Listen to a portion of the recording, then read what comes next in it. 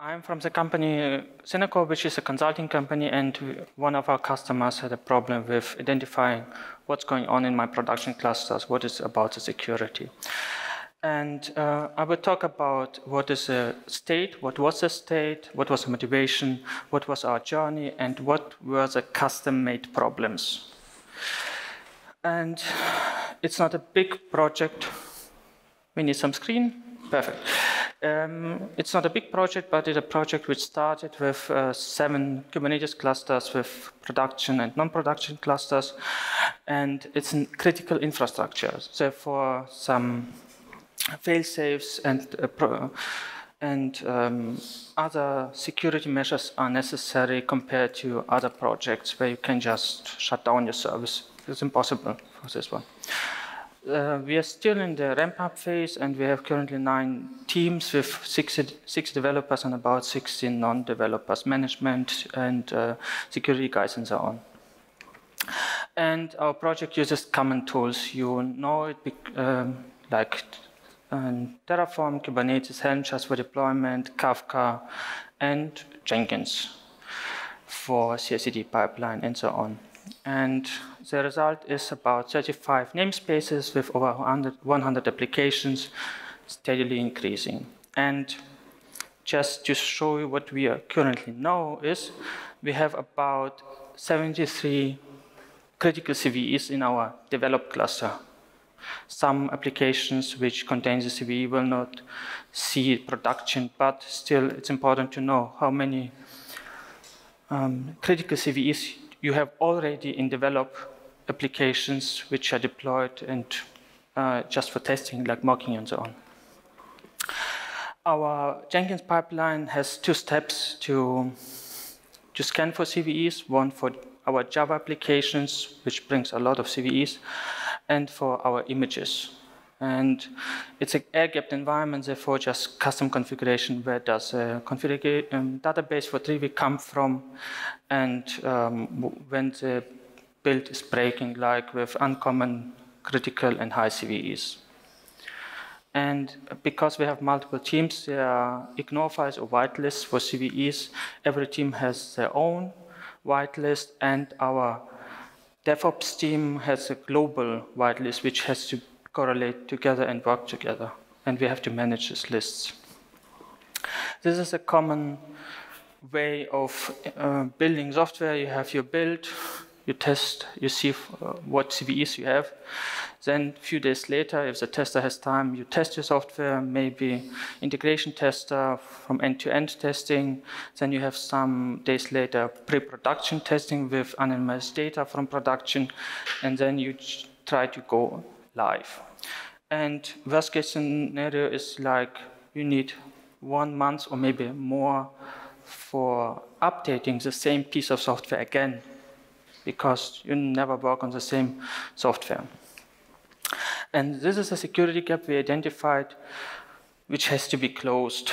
And it started with Log4j, because at the time we didn't know which applications in our production Kubernetes cluster have the CVEs, and also test, dev, where are our CVEs located and how to fix them. And the solution was go through all your applications, look for dependencies, look at the dependency tree, and try to figure out which version is installed. And our journey started with this Log4j, and we looked at the possible solutions. And one of the solutions which was introduced yesterday was using Harbor, but in our case it's impossible because we have multiple harbors, and there will be more harbors afterwards, and it becomes complicated to manage everything. In addition, the content of the harbor is not the production, and you have to define which image is in production and find everything. And the biggest problem for us was the ignore lists. If you want to ignore some CVEs, you have to type it in the UI manually. It's impossible. The other solution was use Jenkins and Bash scripting and so on, building everything together. But the biggest problem was using managing and maintaining the image and team correlation lists and find which image is which team and to send the email and inform about the CVEs. And therefore, we looked again at the trivia operator, which is an open source and it's nice for testing. And if the software delivers what you expect, you can upgrade it. But we wanted to try it first. It's just a lot of features we're currently not using, only vulnerability scanning. And the important part is it's run on cluster and it scans the cluster. And because it's an application, it's independent of any CI/CD pipelining, and we can move away from Jenkins maybe sometime later. And a lot of hooks and adapters for reporting. We are using currently the Matrix, but the biggest drawback is you don't know which feature you select and will be replaced in next breaking change. Therefore, be careful. This is a current process of continuous scanning. Trivia operator scans an image, scans your deployment. After the deployment was scanned, a report is created. And the report has a valid date or lifetime. And if the report is no more valid, the application is scanned again, but not directly. It's added to the scan queue by the trivia operator.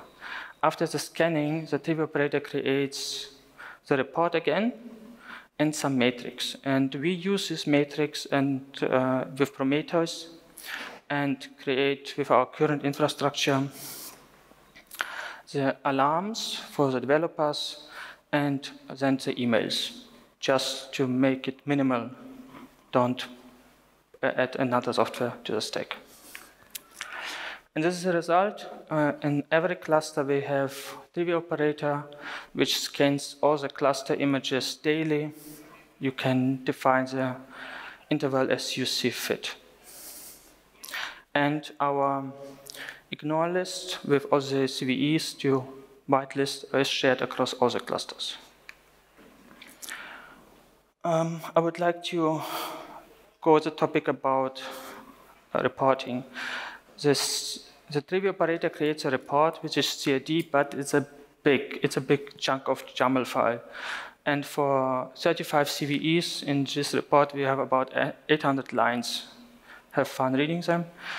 And therefore, it's only for developers to know what's going on, what is my score, what's the severity, what is the target package, and so on.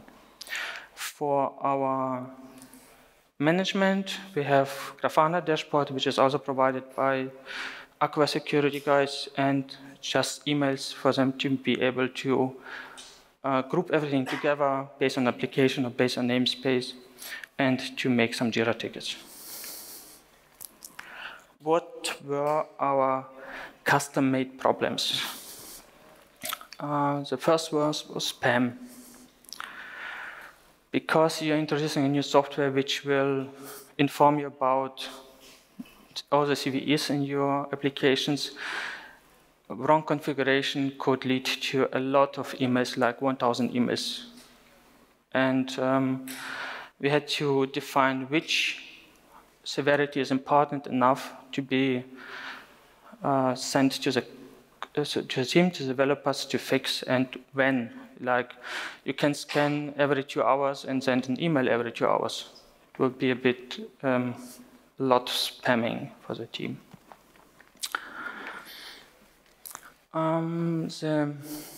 The next part is the trivia ignore file, the whitelist for the CVEs. Trivia operators, it has in his deployment a static string with all the CVEs, which will be ignored. And because it's static and has no referencing to GitHub and so on, we had to build a small pipeline in Jenkins, like 20 lines of code. And add this capability to update the ignore list inside the trivia operator. It's stored in the config file, and we modify the config file.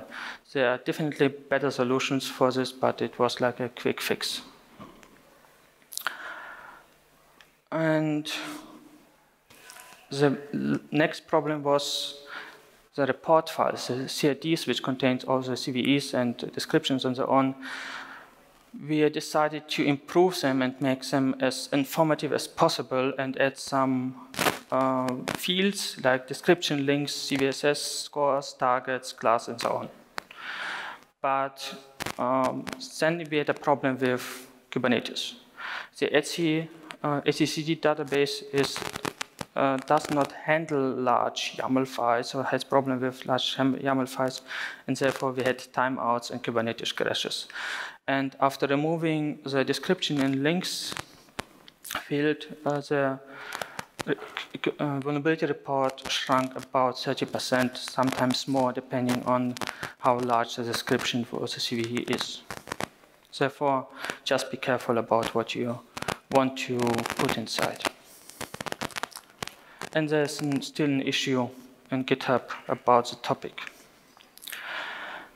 And the last custom-made problem was the trivia operator provides matrix with all the information about the scan CVE. But the matrix did not match our definition or what we wanted to share and how we wanted to share. For example, we don't want to know on the label namespace which pod scanned our application pod, but which pod was scanned, which application was scanned. We don't care about Trivy scanner pods. And another example is the severity. The label in Trivy operator is severity, and it tells the severity of the CVE, but an alarm has also a severity, and we, after some renaming, dropping, and try and error, with playing with some of the labels, we managed to create a stable Prometheus matrix page, which can be used for creating emails with all the information required. And the summary is, we have closed the security gap, not perfect, but it's close. We have an overview for the managers about all the CVEs. We have also a good feeling because we are testing our software daily, and the software is a bit more secure. We know how to fix it. And because of the emails and of the grouping, we can tell them, guys, this application has 5 CVEs, fix them. And sometimes it's just one update for the package. And Trivy is a large software. You can do a lot of stuff, and we're using like 10% of Trivy currently, and you have some policies for auditing and so on. You can just use it later. And for us, it's just a start. It's a bit intransparent what happens when the report is created, how the communication is done, and you have to be careful about the burden to the developers because you're informing them about all the CVEs, and the number of CVEs increases over time. It's become complicated. And we have currently a lot of CVEs in our software, which is not really important in some aspects, but it could create a bit of fear about all the CVEs you have, and therefore just be careful what you want to share with this continuous scanning. But it's better for us. Thank you very much. If you have questions, feel free.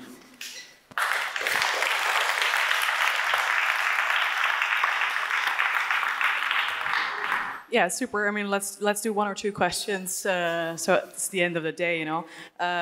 Let's see.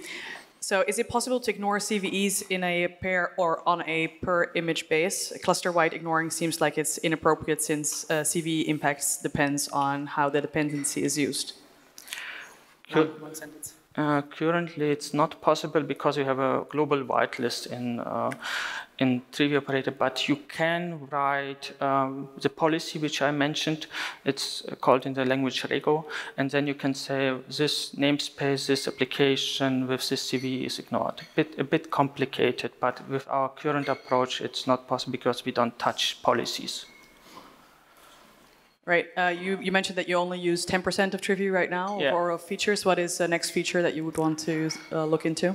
Personal, I would like to have the capability to generate SBOMs, software bill of materials, but I believe for our customers it will be more important to have something like auditing and secret leaking, which is a very nice feature of Trevi to know if you put something unintentional inside your code. All right, thank you very much. I think that's it for us today. Thanks everyone. Let's do one more round of applause. Thanks.